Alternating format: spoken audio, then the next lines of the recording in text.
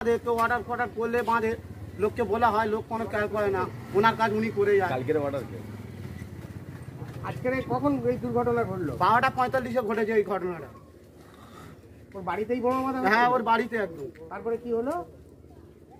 অন্য পাশের আর একজন আবার বোমা বাঁধে, তার সাথে সহযোগিতায় আছে, ঠিক আছে, কিন্তু সবাই বললো গ্যাস সিলিন্ডার বাস্ট হয়েছে। আমরা এসে দেখলাম যে ওটা গ্যাস নয়, ওটা বোম বাস্ট হয়েছে।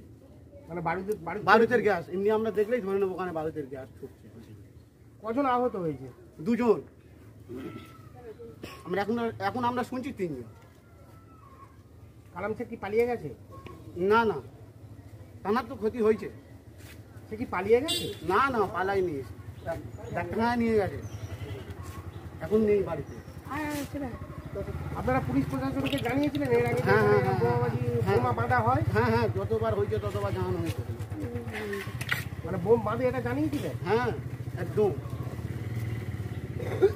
আজকে পুলিশ এসেছিল? আজকে হ্যাঁ এসছে। কি নাম আপনার? আমার নাম সাহেব। সাহেব কি? গাজী।